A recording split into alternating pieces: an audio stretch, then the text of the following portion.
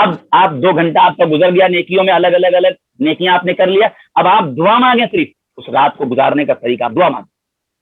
اللہم انک عفو تحب العفو فاعف عنی۔ حضرت عائشہ رضی اللہ تعالی عنہا سے یہ دعا جو ہے ان کی حدیث میں آئی ہے، تو آپ نے فرمایا کہ تم یہ کہو، مطلب اگر مانگنا چاہتے ہو تو یہ پڑھو، اللہم انک عفو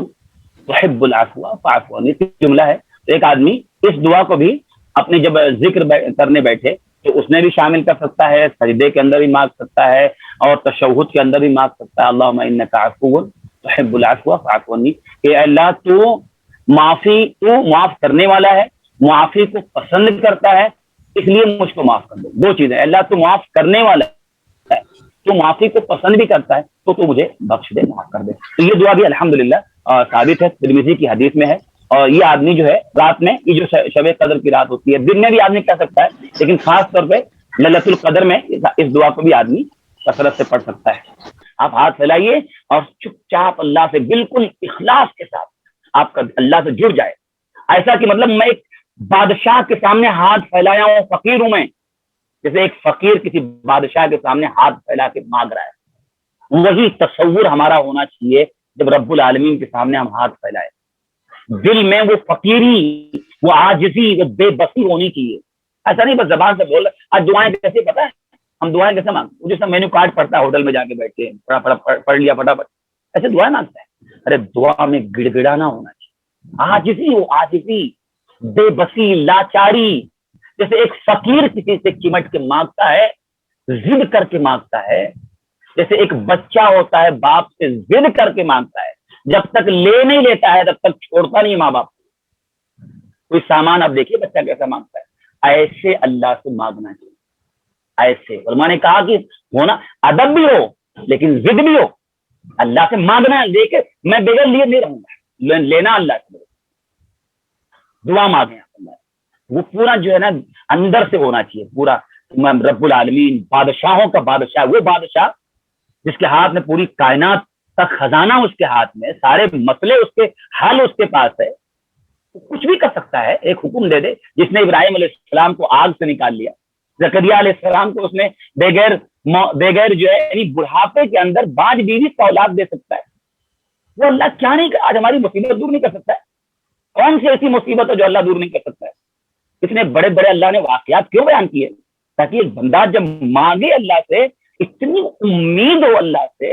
اتنا اپنے آپ کو گڑ گڑانا، بے بس ہو کہ ہاں اللہ میں فقیر ہوں، اللہ میں بے بس ہوں، اللہ تیرا محتاج ہوں، میں تیرا محتاج ہوں۔ اور اللہ یہی اس لیے کہا گیا نا حدیث میں کہ ساری عبادتوں کی جڑ کیا ہے؟ اصل عبادت دعا ہے، اصل عبادت دعا ہے، مانگنا۔ لیکن نماز نہ، پوری نماز دعا ہے، وہ بھی ہم کو یاد دلاتی ہو، ایک آدمی ہاتھ باندھ کے سر جھکا کے کھڑا ہے، تو دعا اصل میں نا اصل عبادت ہے، دعا اصل عبادت ہے۔ اور اللہ یہی چاہتا ہے کہ ایک بندہ ہر حال میں اللہ کا محتاج بنا رہے، تو ہم دعا مانگیں، جو بھی اپنی زبان میں آپ مانگ، کچھ ضروری نہیں ہے کہ آپ کو جو ہے یہ یاد ہے کہ آپ کے سامنے جو مسئلہ ہے وہ آپ مانگیں، جو آپ اللہ سے مانگیں، اور بار بار ریپیٹ کریں وہ آپ، اللہ یہ چاہیے میرے کو، اللہ تو دے سکتا ہے، اللہ تو بادشاہوں کا بادشاہ، اللہ تیرے لیے کچھ مشکل نہیں ہے، تیرے لیے کوئی چیز مشکل نہیں۔ جیسے زکریا علیہ السلام نے کیا کہا تھا، زکریا علیہ السلام نے کیا کہا تھا، فَهَبْ لِي مِن لَّدُنكَ وَلِيًّا، اللہ بال جو ہے پک چکے ہیں، بیوی بانج ہے، لیکن اے اللہ تو اپنے پاس سے دے دے، کیونکہ میرے پاس صلاحیت تو نہیں ہے لیکن تیرے پاس کمی نہیں ہے، تو کچھ بھی کر سکتا ہے۔ تو ایسا ہم دعائیں مانگیں اللہ سے، یہ کام کریں، آدھا گھنٹہ آپ دعا مانگیں، جتنے مسئلے کو چھوڑیے سب مانگ لیجیے اللہ سے۔ ہاں مانگنے میں آدمی حلال چیزیں مانگے، جائز جو چیز ہے وہ مانگ، جو بھی آپ کو مانگنا ہے مانگے، کوئی نافرمانی کی چیز نہ مانگیں، گناہ والی چیز نہ مانگیں، یہ چیزیں۔ اس لیے اللہ کے نبی صلی اللہ علیہ وسلم کی حدیث ہے، آپ دیکھیے، آپ فرماتے ہیں کہ ما من احد يدعو بدعاء، جو بندہ بھی دعا مانگتا ہے، جو بھی بندہ دعا مانگتا ہے، یا تو اللہ اسے جو اس نے مانگا وہی سیم دے دیتا ہے، دعا میں جو اس نے مانگا وہی فوراً دے دیتا ہے، اس نے جو مانگا اللہ وہی سیم دے دیا، او کف عنہ عن السوء مثلہ، یا اللہ تعالی جو اس نے مانگا تھا اسی جیسا، یا اس کے برابر کوئی چیز، کوئی گناہ اس کے اوپر تھا، اللہ اس کو ٹال دیتا ہے، مٹا دیتا ہے۔ اللہ اس سے اس چیز کو، کوئی برائی آنے والی تھی، کسی گناہ کے نتیجے میں اس کے اوپر کوئی برائی آنے والی تھی، کوئی سزا آنے والی تھی اللہ کی طرف سے، تو اس نے دعا مانگا۔ اب مان لیجیے اس نے مانگا کہ اللہ مجھے بائک دے دے، کسی آدمی نے مانگا مثال کے طور پر کہ مجھے گاڑی چاہیے، اللہ سے مانگا، مانگ سکتے ہیں، کیوں نہیں مانگ سکتے بھائی اللہ تعالیٰ سے؟ اللہ سے کچھ بھی مانگ سکتے ہیں، کچھ بھی مانگ سکتے ہیں اللہ تعالیٰ، چیز حلال ہے تو کیوں نہیں مانگ سکتے ہیں؟ کسی آدمی نے گاڑی مانگا اللہ تعالیٰ سے، اب اللہ نے اس کو گاڑی نہیں دیا، لیکن اللہ تعالیٰ نے اس کو جو اس نے مانگا تھا اسی کی جیسی کوئی مصیبت اس کے اوپر آنے والی تھی، اللہ نے اس کو ٹال دیا، گاڑی نہیں دیا لیکن مصیبت ٹال دیا۔ اللہ کو معلوم تھا، اللہ کو دیکھیے اللہ بادشاہ وہ جانتا ہے کہ کب کس کو کیا دینا ہے۔ ایک آدمی ابھی گاڑی مانگ رہا ہے، اللہ مجھے گاڑی دے گا، اللہ نے اس کو گاڑی نہیں دی، اللہ کو معلوم ہے کہ اس کے لیے نقصان ہے، کل جائے گا، ایکسیڈنٹ ہوگا، ختم ہو جائے گا، اس نے مانگا تھا اسی کے برابر کی کوئی مصیبت اللہ ٹال دیتا ہے۔ کتنا اچھی چیز ہے۔ لیکن کبھی بھی دعا مانگنے کے بعد یہ نہیں سوچنا چاہیے کہ میں نے یہ مانگا یہ مانگا یہ مانگا، اس میں سے کچھ بھی نہیں ملا، ارے ہم کو کیا معلوم، ہم تو جاہل ہیں، ہم تو بندے اور غلام ہیں۔ کوئی دعا اللہ رد نہیں کرتا، یا تو وہ دیتا سیم، اور یا تو اب ہماری زندگی میں کتنے گناہ ہم نے کیے، کتنی مصیبتیں آنے والی تھی، اللہ ایک ایک ٹال دیتا اس کی دعاؤں کی وجہ سے۔ اگر یہ بندہ سمجھ جائے کہ میری دعا کوئی بھی ضائع ہوتی نہیں ہے، ہر دعا اس کے بدلے کچھ نہ کچھ ہو جاتا ہے، اللہ تعالیٰ مصیبت ٹال دیتا ہے، یا وہ جو مانگا میں نے وہ دے گا اللہ، لیکن ابھی نہیں، بعد میں دے گا۔ کبھی کبھی اللہ ایسا بھی کرتا کہ آج مانگا لیکن آج اللہ دیکھتا ہے کہ ابھی حالات صحیح نہیں، اس کے ابھی اس کو نہیں ملنا چاہیے، بعد میں ملنا چاہیے، اللہ یہ بھی دیکھتا ہے۔ آپ بتائیے کہ ابراہیم علیہ السلام کو اللہ تعالیٰ نے پورا 80 سال گزر گیا تو اولاد نہیں دیا، 80 سال کے بعد دیا۔ اللہ کو معلوم کب دینا ہے، اللہ کو حکمت ہم کو پتا نہیں ہے، اللہ تعالیٰ کو یہی معلوم ہوتا ہے بندہ نے آج مانگا ہے لیکن آج اس کے لیے مناسب نہیں، آج نہیں مناسب، ابھی تھوڑا اور جانے دو۔ کبھی اس میں امتحان بھی ہوتا ہے کہ دیکھیں کیا اللہ سے بدزن ہو جاتا ہے۔ یہ کتنے لوگ ہوتے ہیں مانگے مانگے مانگے 2 4 10 دن 20 دن، ارے اللہ سنتا ہی نہیں، نعوذ باللہ۔ اس نے اللہ کے بارے میں ایسا جملہ، یہ تو اس کا امتحان تھا، شیطان نے ایک جملہ نکال دیا، اس کی زبان سے نکل گیا جملہ، اللہ سنتا ہی نہیں، نعوذ باللہ۔ اللہ کبھی کبھی امتحان بھی ہوتا ہے۔ ہم بندے اور غلام ہیں، ہم دعا مانگتے چلے جائیں، آخری وقت آخری سانس تک مانگنا اللہ سے چھوڑے نہیں، کبھی نہیں۔ دعا مانگنا عبادت ہے، عبادت ہے، اور جب عبادت ہے اور عبادت میں اللہ تعالیٰ یا تو وہ دے گا اور یا تو گناہ مٹائے گا، یا کوئی چیز جو ہے مصیبت ٹال دے گا، یا اگر دونوں میں سے نہیں ہوتا تو نبی فرماتے ہیں کہ اللہ تعالیٰ اس کی اس دعا کو آخرت کے لیے ذریعہ بنا دیتا ہے۔ دنیا میں جو مانگا وہ نہیں ملا، کوئی اگر مان لیا مصیبت میں نہیں ٹلی تو وہ دعا مانگا تھا، آخرت میں اس کے بدلے کوئی نیکی یا اس کے اکاؤنٹ میں لکھ دی جاتی، تو کوئی دعا تو ضائع ہوتی نہیں۔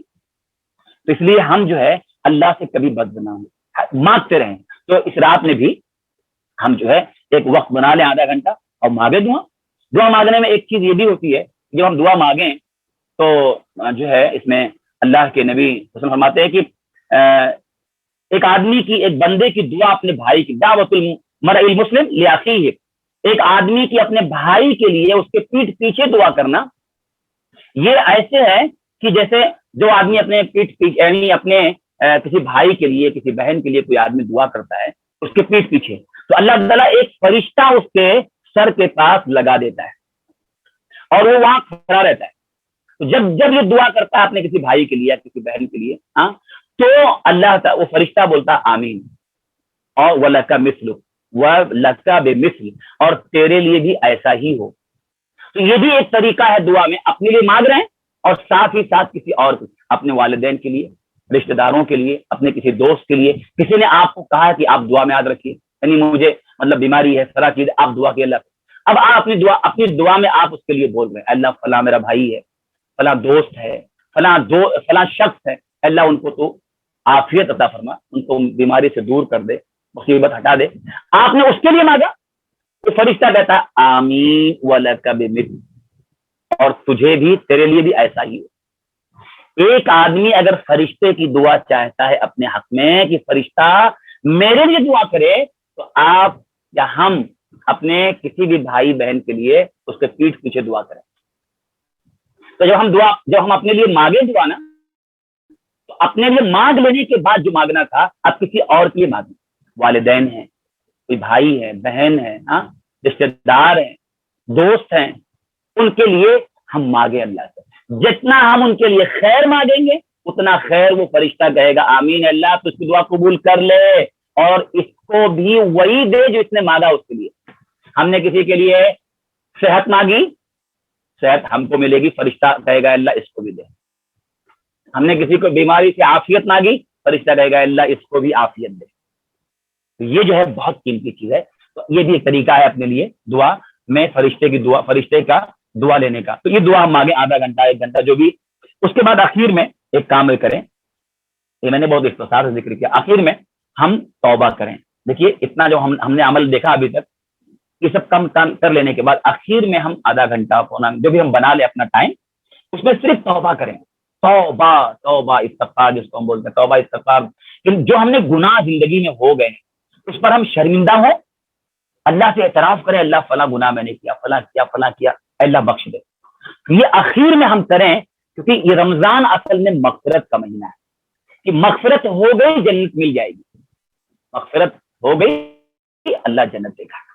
اس لیے ہم اخیر میں آدھا گھنٹہ یا جو بھی بنا لیں، صرف اللہ سے توبہ استغفار۔ توبہ مطلب کہ جو گناہ ہوا اس پر شرمندہ ہو، آئندہ اس کو نہیں کرنا، پکا دل میں ارادہ بنا نہیں کرنا اس کو کبھی، یہ توبہ ہے کہ آئندہ اسے کبھی نہیں کرنے کا پکا ارادہ، اور جو ہو گیا ہے اس کے لیے اللہ سے استغفار۔ اللہ کے نبی فرماتے ہیں ایک حدیث میں، یا ایھا الناس توبوا الی اللہ، صحیح مسلم کی حدیث ہے کہ اے لوگوں اللہ سے توبہ کرو، اور فإنی اتوب الی اللہ، اور میں ایک دن میں اللہ سے 100 مرتبہ توبہ کرتا ہوں۔ نبی کیا فرماتے ہیں، اے لوگوں اللہ سے توبہ کرو، میں ایک دن میں اللہ سے 100 بار توبہ کرتا ہوں۔ آگے فرماتے ہیں استغفروا ربکم، اپنے رب سے استغفار کرو، مغفرت نہ دو، میں ایک دن میں اللہ سے 100 بار استغفار کرتا ہوں۔ تو آپ اخیر میں، رات کے اخیر میں آپ کیا کریں، زیادہ سے زیادہ توبہ استغفار، جو گناہ ہو گئے ہیں اس کے لیے توبہ، اللہ یہ غلطی میں سے ہو گئی ہے آئندہ نہیں ہوگی، اور اللہ جو ہو گیا معاف، یہ جو ہے معافی مانگنا، معافی، ایک گناہ یاد کریں اور اس پہ یاد کر کے اس کو اللہ سے معافی مانگیں، اللہ آئندہ نہیں۔ تو یہ چند باتیں جو مطلب کہ اس طرح سے رات کو ہم بانٹ لیں، الگ الگ عبادت۔ دیکھیے بہت سے لوگوں کو پتہ نہیں ہوتا کیا کرنا ہے، ایک عبادت کر لی، اب مان لیجیے قرآن پڑھ لیا، اب اس کے بعد خالی بیٹھے ہیں، اب کیا کریں ان کو پتہ نہیں۔ ایسے نیکیوں کو رات میں تقسیم کر دیں، بانٹ دیں پوری رات کو آپ ٹائم ٹیبل کے حساب سے، اور ساری اس رات میں آپ کی ساری نیکیاں ہو جائیں گی۔ اس کے علاوہ بھی آپ جو چاہیں، لیکن یہ میں نے خاص جو آدمی کر سکتا ہے یہ آپ بھی کریں، اور بھی آپ کو کچھ لگتا ہے کہ ہاں یہ بھی نیکی آپ کریں، صدقہ و خیرات بھی اس میں ہے کہ آخری ایام چل رہے ہیں، صدقہ و خیرات کر لیں، اور ایسے ہی جو ہے بہت سارے اعمال کی توحید سکھانا، یہ بھی اچھے اعمال، تو مطلب جو بھی آدمی کر سکتا ہے۔ لیکن رات کو کیسے جاگا جائے یہ میں نے ایک طریقہ بتایا کہ آدمی اس طرح سے اپنے کرے، اور یہ چند دن جو چل رہے ہیں اس کو اپنے لیے ذریعہ بنائے، ایسا ذریعہ بنائے کہ مطلب بعد میں جب شیطان، جو بڑے بڑے شیطان قید ہیں، رمضان جیسے ختم ہو، تو رمضان ختم ہونے کے بعد دیکھیے اصل امتحان یہ ہوتا ہے، رمضان ختم ہونے کے بعد اصل امتحان ہے۔ ابھی رمضان یہ ٹریننگ چل رہا ہے، رمضان جیسے چاند دکھائی دے گا، شوال کا چاند دکھا، عید کا چاند دکھ گیا، تو آپ دیکھیے بہت سارے مسلمانوں کا معاملہ کیسا ہوتا ہے، چاند دکھا ایک دم آزادی، ایک دم آپ مسجدوں کا حال دیکھیں، مطلب اللہ کی پناہ کی، مطلب جیسے مطلب کل مسجد پوری آباد تھی اور آج جو ہے پورا خالی۔ اس کا مطلب یہ سارے کے سارے لوگوں نے رمضان کا جو مہینہ تھا اس کو اپنے لیے ایک بوجھ سمجھا، اور ان کی عبادت صرف کس لیے تھی، بس یہ رمضان ہے۔ اصل میں رمضان ایک ٹریننگ کا مہینہ ہے کہ آپ 11 مہینہ اتنا پابند ہو جائیں کہ ایک مہینہ گزرنے کے بعد ہماری زندگی میں رمضان کی عبادتوں کا اثر دکھائی دے۔ اگر وہ اثر زندگی میں نہیں ہے، کیونکہ جب 11 مہینے رمضان کے بعد شیطان چھوٹ جائیں گے، اور جو بڑے بڑے شیطان ہیں، شرکت شیطان آزاد ہو جائیں گے، پھر وہ جو ہے اب ہم کو سمجھیے کہ نفس سے، شیطان سے ایک طرح سے جہاد ہے، بالکل لڑنا ہے۔ تو آدمی جو ٹرینڈ نہیں ہوا ہے لڑے گا کیسے جس نے رمضان کو؟ تو یہ اصل چیز ہے کہ رمضان کے بعد ہم اپنی نیکیوں پر قائم رہیں، کم سے کم 5 وقت کی نمازیں اور زیادہ پابندی سے کرنا، ایسے قرآن کی تلاوت روزانہ 1 پیج 2 پیج، ایسے ہی دین کی جتنی مجلسیں ہیں مجلسوں میں حاضر ہونا، دین کا علم سیکھنا، لوگوں کو سکھانا، उससे जुड़े रहें, اور یہ موت تک ہونا چاہیے. اللہ کے نبی فرماتے ہیں, آخری حدیث پڑھتا ہوں میں, وقت ختم ہو گیا, کہ آپ فرماتے ہیں احب الاعمال الی اللہ, احب الاعمال الی اللہ ادومها وان قل. یہ مسلم کی حدیث ہے کہ اللہ کے نزدیک سب سے محبوب عمل یہ ہے کہ بندہ اس پر پابندی کرے, چاہے وہ تھوڑا ہو. اللہ کو یہ زیادہ پسند ہے. اس لیے ہم رمضان کے بعد بھی ہم اپنی نیکیوں کو کنٹینیو رکھیں. تھوڑا ہم کریں, تھوڑا مطلب یہ ہے کہ 5 وقت کی نماز جو پابندی سے ہم پڑھ لیں, قرآن کی تلاوت ایک ہی پیش کریں لیکن ڈیلی کریں, ایک ہی مطلب جو ہے ایک رکوع پڑھیں لیکن ڈیلی پڑھیں. اللہ کو وہ عمل پسند ہے زیادہ محبوب, تھوڑا بندہ کرتا ہے لیکن پابندی سے کرتا ہے. ایک آدمی ایک دن میں 4 پارہ پڑھ لیا اور اس کے بعد ایک ہفتہ غائب. ایک آدمی روزانہ 1 پیج پڑھتا ہے لیکن ڈیلی پڑھتا ہے, یہ 4 پیج 4 پارہ پڑھنے والے زیادہ بہتر ہے. کیوں؟ اس کے ڈیلی میں اس کے عمل میں جو ہے عمل موجود ہے, کہ ڈیلی ہر دن اس کا عمل موجود ہے, اور وہ ایک دن پڑھا اس کے بعد ایک ہفتہ گئے. تو اس لیے جو ہے ہم رمضان کے بعد اپنے آپ کو بنائیں, اور یہ اس جو ہم نے تربیت حاصل کیا رمضان کے مہینے میں, اس کو بعد میں اس کے اثرات زندگی میں دکھائی دیتے ہیں. علماء نے ایک بات اور بھی ذکر کیا ہے کہ اگر آدمی کی توبہ قبول ہوتی ہے نا, نیکیاں قبول ہوتی ہیں, توبہ قبول ہو جاتی ہیں, تو اس کا ایک اثر یعنی ایک علامت یہ علماء نے بتائی ہے کہ ایک علامت یہ ہوتی ہے کہ وہ آدمی دن بدن نیکیوں کی طرف بڑھتا چلا جاتا ہے, اور زیادہ اس کے دل میں دین سے محبت, اسلام سے محبت, نیکیوں سے محبت, دینی دروس سے محبت, قرآن سے بڑھتا چلا جاتا ہے. تو یہ اس کی علامت ہے کہ اس کی نیکیاں قبول ہو رہی ہیں, اور اس کی توبہ اللہ قبول کر رہا ہے, اس کی مغفرت یا اس کے استغفار کو جو ہے اللہ قبولیت کا درجہ دے رہا ہے, کیونکہ دن بدن یہ اور بڑھتا چلا جا رہا ہے. تو یہ بھی ایک علامت ہے. لیکن اگر ایک آدمی بہت کچھ کیا لیکن بقیہ پھر اس کے بعد گناہوں میں بڑھتا جا رہا ہے, دینداری میں کمی, اس کا مطلب یہ کہ وہ قبول نہیں ہوا, اس کی توبہ استغفار. یہ ساری چیزیں ہماری زندگی میں ہونا چاہیے. چند باتیں تھیں. اللہ تعالی ہم سب لوگوں کو یہ باقی جو ایام 4-5 دن ہے نا, اللہ تعالی ہمیں ان ایام کو, ان راتوں کو اپنی عبادت کے لیے اللہ ہمیں اس کی توفیق دے کہ ہم جو ہے ان ایام کو ان کا حق ادا کر پائیں اور اس میں زیادہ سے زیادہ عبادت کر پائیں. اللہ تعالی